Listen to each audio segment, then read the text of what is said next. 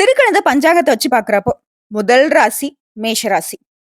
நீங்க ஒரு நெருப்பு ராசி, சர ராசி. நெருப்பு ராசி இருக்கிறதுனால எப்பவுமே கோவமா இருப்பீங்க.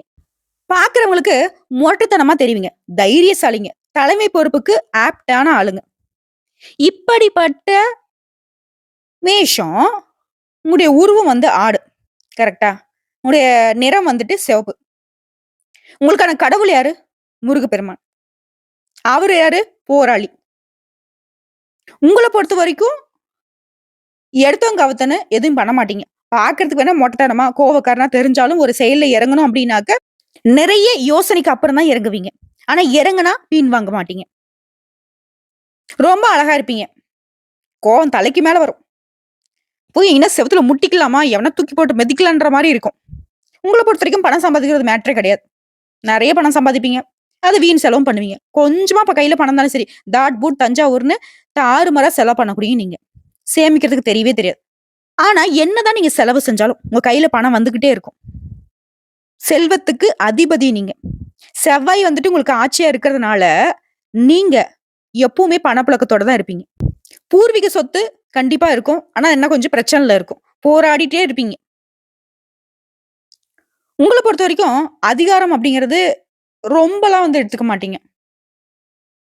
வேலைன்னு பார்த்தா கூட காவல்துறை, ராணுவம், விளையாட்டுத்துறை, இன்ஜினியர் ஆகுறது, இரும்பு சம்மந்தப்பட்ட தொழிற்சாலை, இந்த மாதிரி மத்தவங்கலாம் பார்த்து கஷ்டம்னு சொல்லக்கூடிய வேலைய சர்வசாதாரணமா செஞ்சு முடிப்பீங்க. ரொம்பவே தூய்மையா இருக்கும்னு நினைப்பீங்க. உங்களுக்கு வரக்கூடிய வருமானத்த வந்து தான தர்மம் செய்வீங்க. அதான் சொல்றேன்ல, செலவுங்கிறது தாறுமாறா செய்வீங்க. அது உங்களுக்கான செலவா இருக்கலாம், இல்ல மத்தவங்களுக்கு செய்யக்கூடிய செலவா கூட இருக்கலாம். கையில வந்து பணத்த வச்சுக்க மாட்டீங்க. அடிக்கடி வந்து கோயில், குளம்னு போவீங்க. புண்ணிய யாத்திரைக்கு ரொம்ப பிடிக்கும். விடாமுயற்சியோட செயல்பட்டு வெற்றி அடையறதுல ரொம்ப பிரியம் உங்களுக்கு. நிறைய பாக்கியம் பெற்றவங்க நீங்க. தீர்க்க ஆயுள் பெற்றவங்க நீங்க.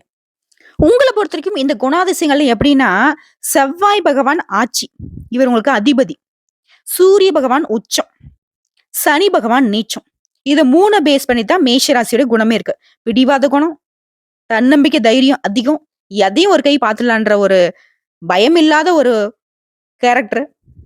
இப்படிப்பட்ட உங்களுக்கு இந்த நவம்பர் மாதம் 20ஆம் தேதிக்கு மேல நிறைய மாற்றங்கள், முன்னேற்றங்கள், நல்ல விஷயங்கள், நீங்க எதிர்பார்த்த எல்லாமே கைகூடி வரும். அது என்னென்ன? எதனால? பார்க்கலாமா?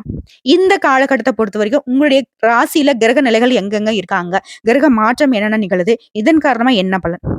9 நவகிரகங்கள்ல எந்தெந்த கிரகங்கள் உங்களுக்கு சாதகமா இருக்காங்க, பாதகமா இருக்காங்க? சாதகமான பலன்களை எப்படி நீங்க பயன்படுத்தணும்? பாதகமான விஷயங்கள விட்டு எப்படி ஒதுங்கி நிக்கணும்? அதுக்கான பரிகாரம் என்ன? நீங்க செய்ய வேண்டிய வழிபாடு என்ன?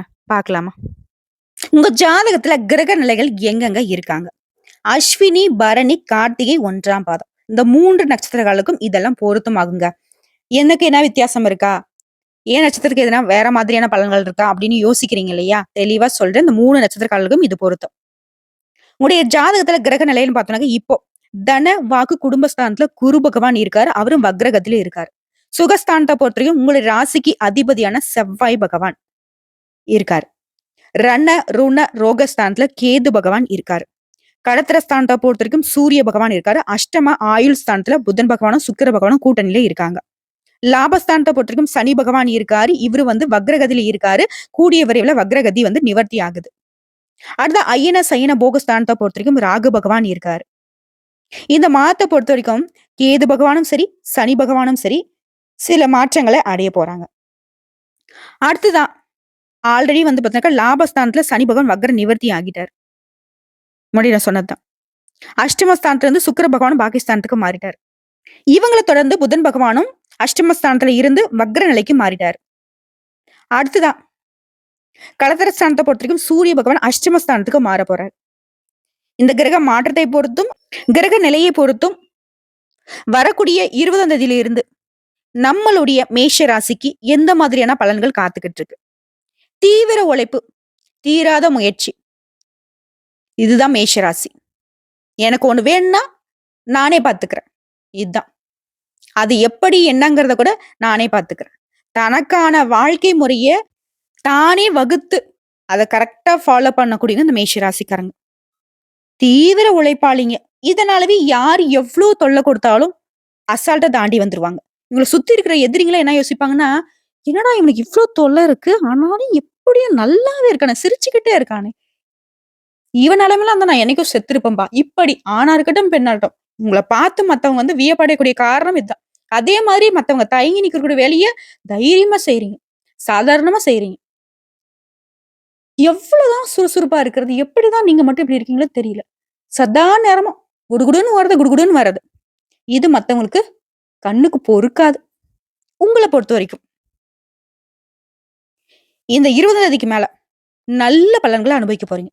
மனசுக்கு மகிழக்கூடிய சம்பவங்கள் நடக்கும். மனக்கவலைகள் நீங்கும். எல்லா வகைகளிலும் சாதகமான பலன் கிடைக்கும். சொல்லப்போனா இந்த நேரத்துல தான் கொஞ்சம் கூடுதல் கவனமா நீங்க இருக்கணும். திட்டமிட்டபடியே பயணம் மேற்கொள்வீங்க. தொழிலும் சரி, வியாபாரத்திலும் சரி, கூடுதல் லாபம் கிடைக்கும். காரணம் உங்களோட தன்னம்பிக்கை இன்னும் அதிக லாபத்தை ஏற்படுத்தும். ஆனா நம்ம வேலையில மட்டும் கவனமா இருக்கணும். உத்தியோகத்துல இருக்கிறவங்க அலைச்சலை தாண்டி அலுவலக பணிகளை சட்டுன்னு முடிப்பீங்க.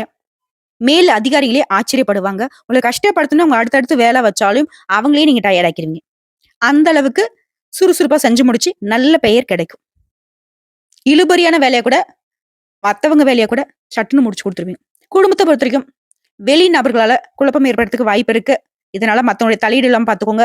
சொந்த விஷயங்கள அடுத்தவங்க கிட்ட ஆலோசனை கேட்காதீங்க. நம்ம விஷயத்த நம்மளே பார்த்துக்கலாம். முக்கியமா குடும்பத்துல இருக்கிறவங்கள அனுசரிச்சு நடந்துக்கோங்க. அவங்க கிட்டயும் சொல்லி வைங்க.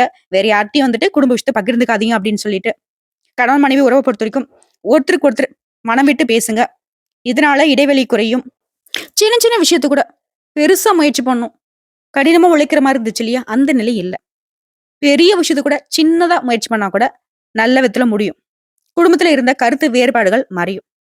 தொழில் துறையில இருக்கிறவங்க மனசுல வைத்திருந்த திட்டங்கள நிறைவேத்துவீங்க. அதற்கான சூழ்நிலை உண்டு. வியாபாரிகள பொறுத்தவரைக்கும் திடீர் பயணம் உண்டு. அதன் காரணமா வியாபாரத்துக்கான அனுகூலமான பலன் கிடைக்கும்.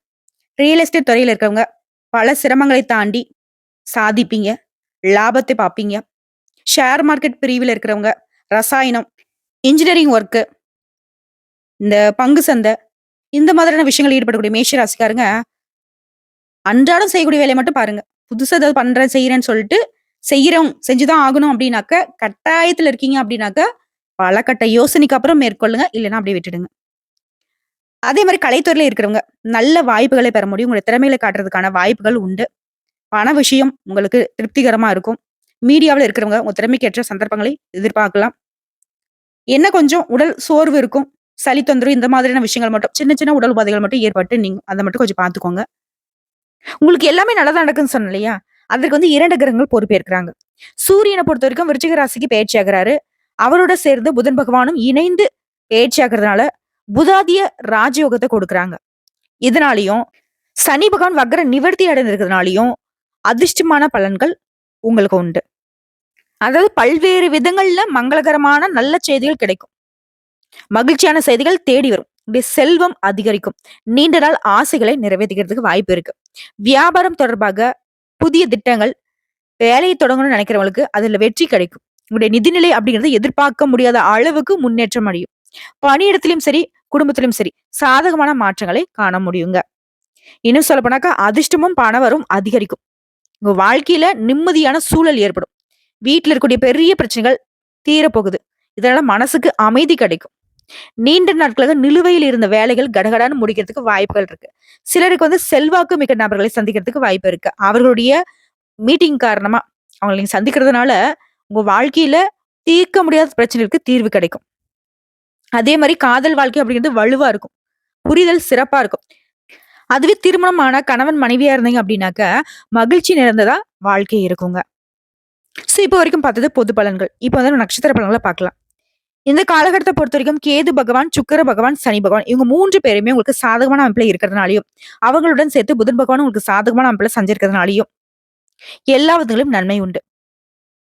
இன்னும் சிறப்பாக இருக்க சனீஸ்வர பகவானையும், முருகப்பெருமானையும் அனுதினமும் நீங்க வழிபாடு செய்யணும்.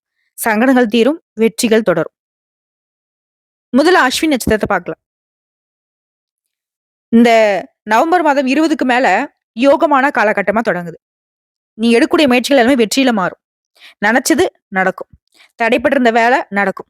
வர வேண்டிய பணம் கைக்கு வரும். வழக்குகள் சாதகமா முடியும். வியாபாரம், தொழில தோன்றிய தடைகள் நீங்கும். அடுத்த பரணி நட்சத்திரத்தை பொறுத்த வரைக்கும் சுக்கிர பகவானும் சனியும் போட்டி போட்டுக்கிட்டு உங்களுக்கு லாபத்த குடுக்குறாங்க. உங்களுடைய நிலைய உயர்த்தி பிடிக்கிறாங்க. தொழில்லயும் சரி, வியாபாரத்திலும் சரி முன்னேற்றம் அடைய முடியும். உத்தியோகத்துல இருந்த பிரச்சனைகள் தன்னால விலகும். கேட்ட இடத்துல பணம் கிடைக்கும். அடுத்த கார்த்திகை நட்சத்திரம் 1ஆம் பாதம். உங்கள பொறுத்தவரைக்கும் கேதுவும், சனியும் இவங்க 2 பேரோட சஞ்சாரம் அப்படிங்கிறது உங்களுடைய எதிர்பார்ப்புகள் எல்லாத்தையுமே பூர்த்தி பண்ணி குடுக்குறாங்க. உங்ககிட்ட மறைந்திருந்த திறமையை வெளிப்படுத்துறாங்க. முடங்கி கிடந்த தொழில் வந்துட்டு மீண்டும் வேகம் எடுக்கும். உங்களுக்கு இருக்கக்கூடிய எதிர்ப்புகள் விலகி போகும். அரசியல்வாதிகளை பொறுத்தவரைக்கும் காவல்துறையில இருக்கிறவங்களுக்கு செல்வாக்கு உயரும். வியாபாரத்துல லாபம் அதிகரிக்குங்க. உங்கள பொறுத்தவரைக்கும் எப்பவுமே பரிகாரம் அப்படிங்கிறது செவ்வாய்க்கிழமைகள்ல நவகிரகத்தில் வீற்றக்கூடிய செவ்வாய் பகவானுக்கு அர்ச்சனை செய்து தீபம் ஏற்றி வழிபாடு செய்வதனால வாழ்க்கையில முன்னேற்றம் உண்டு. உங்கள பொறுத்தவரைக்கும் அதிர்ஷ்டமான நாட்கள்னு பார்த்தோம்னாக்க ஞாயிறு, செவ்வாய் மற்றும் வெள்ளி. இந்த நாட்கள சுப நிகழ்ச்சிகளை செய்ய பயன்படுத்திக்கோங்க. மேலும் இந்த நாள்ல நீங்க செய்யக்கூடிய வேலைகள் பல மடங்கு நன்மைகளை கொண்டு முடியும். இன்னும் சிறப்பான பலன் வேணுமா? எனக்கு இன்னும் நான் எவ்வளவு வேணா நான் வழிபாடு செய்றேன் அப்படின்னு நினைச்சீங்கன்னாக்க, குலதெய்வத்த தாண்டி உங்களுக்கு ஒரு தெய்வத்த நம்ம எப்பவுமே சொல்ல முடியாது. அனுதினமும் குலதெய்வத்தை வழிபாடு செய்வதனால வாழ்க்கையில நன்மைகள் அதிகரிக்கும். என்னமோ தெரியலப்பா. என்ன பண்ணாலும், எந்த சாமிய கும்பிட்டாலும் எனக்கு ஒரு மாரி திருப்தி இல்லன்னு நெனைக்கிறவங்க, நிச்சயமா குலதெய்வத்துக்கு வழிபாடு செய்யுங்க. முடிஞ்சதுன்னா, குடும்பத்தோட போயிட்டு குலதெய்வத்துக்கு எப்படி நீங்க வழிபாடு செய்வீங்களோ, அந்த மாரி வழிபாடு செய்யுங்க. என்ன பண்றீங்களோ, பண்ணலையோ எனக்கு தெரியாது. ஆனா, உங்களுடைய குலதெய்வத்துக்கு பால் அபிஷேகம், தேன் அபிஷேகம், இளநீர் அபிஷேகம், கரும்புச்சாறு அபிஷேகம், இதையும் தாண்டி சந்தன அபிஷேகம், இந்த மாதிரியான விஷயங்கள்ல அபிஷேகம் செய்து, அர்ச்சனை செய்து, இனிப்பு பொங்கல் வைத்து வழிபாடு செஞ்சுட்டு வாங்க. எப்பேர்ப்பட்ட கஷ்டத்தோட நீங்க குலதெய்வ வழிபாட்டுக்கு போனீங்களோ, திரும்பி வரும்போதே நல்ல ஒரு மன நிறைவோட தான் திரும்பி வருவீங்க. வந்த வேகத்திலே உங்களுக்கு இருக்கக்கூடிய பிரச்சனைகளுக்கு எல்லாத்துக்கும் தீர்வு கிடைக்கும். இன்னும் சொல்லப்போனா, உடனடியா சரியாகக்கூடிய பிரச்சனைய உடனடியா தீர்த்து வைப்பாங்க. குலதெய்வத்த பொறுத்தவரைக்கும் உங்கள எப்பவுமே எதிர்பார்த்துக்கிட்டே இருப்பாங்க. நம்ம பிள்ளைங்க வரமாட்டாங்களான்னு. புரியுதுங்களா? என்னைக்குமே எந்த தெய்வத்த நீங்க மறந்தாலும் குலதெய்வத்த மட்டும் மறந்துறாதீங்க. குலதெய்வமே எனக்கு தெரியாதுன்னு நினைக்கிறவங்க, முருகப்பெருமானவே உங்களுடைய குலதெய்வமா ஏத்துக்கிட்டு அவர வழிபாடு செய்யுங்க. தொடர்ந்து மேஷ ராசிக்காரங்க வழிபாடு செய்ய செய்ய உடைய கஷ்டங்களும் படிப்படியாக குறைந்து போகும். முருகன் கிட்ட யாரு ஒருத்தங்க நீதான்பா எனக்கு வழி, நீதான் எனக்கு தொணை அப்படின்னு போய் நின்னீங்கன்னா, நான் இருக்கேன் உனக்கு என்ன கவலை, யாம் இருக்க பயமேன்னு வந்து நிப்பாரு. வேலோடையும் மயிலோடையும். புரியுதுங்களா? எல்லாமே நல்லதாவே நடக்கட்டும். வந்த கஷ்டம் மறையட்டும். வரக்கூடிய கஷ்டங்கள் வராமல் போகட்டும். வேற ஏதாவது நான் சாமிய வழிபாடு செய்யணுமா? அது ஏதாவது கோயில் குளம்னு போகணுமா? அப்படின்னு கேட்டீங்கன்னா, முடிஞ்சதுன்னா ஒரு முறை மயிலாடுதுறையில அங்க ஒரு ஊர் இருக்கு. புள்ளிருக்கு வேலூர் அப்படின்னு சொல்லுவாங்க. வைத்தீஸ்வரன் கோயில்ல வீற்றிருக்கூடிய அங்க மூலவர் வைத்தியநாதர். அங்க தாயார் தையல் நகி இருப்பாங்க. அவங்கள அந்த மேஷ ராசிக்காரங்க வழிபாடு செய்வதன் காரணமா, இன்னும் அதீத நன்மைகள நீங்க எதிர்பார்க்கலாம். முக்கியமா நோய் நொடியால பாதிக்கப்பட்டுறீங்க. உடல் உபாதைகளால கஷ்டப்பட்டுட்டு இருக்கீங்க. நான் சம்பாதிக்கிறது ஃபுல்லா மருத்துவ செலவுக்கே பண்ணிட்டு இருக்கேன் அப்படின்னா, நிச்சயமா இந்த ஆலயத்துக்கு போயிட்டு வாங்க. நல்ல ஒரு தீர்வு கிடைக்கும். எப்பேர்ப்பட்ட நோய் நொடிகள் இருந்தாலும் விலகி போகும். நல்ல திடகாத்திரமான உடல் ஆரோக்கியத்தோட நிம்மதியா இருக்கலாம். ஹெல்த் இஸ் வெல்த் இல்லையா? ஆரோக்கியம் தான் இப்போ மிகப்பெரிய சொத்து நமக்கு. சோ அது நல்லா இருந்தா தான் நம்மளால எல்லாமே பண்ண முடியும். அந்த வகையில இந்த கோயிலுக்கு போயிட்டு வரதன் காரணமா ஒரு நல்ல மாற்றத்த நீங்க எதிர்பார்க்கலாம். மத்தபடி இந்த காலகட்டம் அப்படிங்கிறது உங்களுக்கு சாதகமா தான் இருக்கு. முன்னாடி பட்ட கஷ்டங்கள் எல்லாமே மறையக்கூடிய அளவுக்கு எல்லா விதங்கள்லயும் கடவுள் உங்களுக்கு துணை நிக்கிறாங்க. கஷ்டப்பட்டு, கவலைப்பட்டு நீங்க கண் கலங்கிய நாட்கள் எல்லாம் மறையட்டுங்க. இனி நீங்க அழுகுறீங்கன்னாக்க, தூசி பட்டோ, இல்ல சந்தோஷத்துல தான் அழணும். அந்த அளவுக்கு கடவுளுடைய அனுகிரகம் மேஷ ராசிக்கு வழங்கப்பட்டிருக்கு. வரக்கூடிய வாய்ப்புகளை கரெக்டா பயன்படுத்துங்க. கடவுள நம்புங்க. கடவுள தவிர்த்து வேற எதுவுமே உங்களுக்கு துணை இல்லங்கிறத உணர்ந்து செயல்படுங்க. சின்ன சின்ன முருகையா, சிங்கார முருகையா, கொஞ்சி கொஞ்சி தமிழ் பேசும் செந்தில் வடிவேலனவ. முருகனை துதிங்க. கந்த சஷ்டி கவசத்தை அனுதினமும் பாராயணம் பண்ணுங்க. நல்லதே நடக்கும். இந்த வீடியோ பதிவு உங்களுக்கு பிடிச்சதுனாக்க, நம்ம வீடியோக்கு ஒரு லைக் பண்ணி, மறக்காம நம்மளுடைய அகத்திய ராசி பலன் 2.0 சேனல சப்ஸ்கிரைப் பண்ணி, பக்கத்துல இருக்க பெல் ஐக்கன கிளிக் பண்ணி வச்சுக்கோங்க. அப்பதான் நம்மளுடைய வீடியோ உடனடியாக உங்கள வந்து சேருங்க. இதை தாண்டி ஏதாவது ஆன்மீக தகவல் தேவைப்பட்டுச்சுனாக்க, கமெண்ட் பாக்ஸ்ல பதிவிடுங்க. உங்களுடைய சந்தேகங்களையும் பதிவிடுங்க. உடனடியாக பதில் தெரிவிக்கப்படும். வாழ்க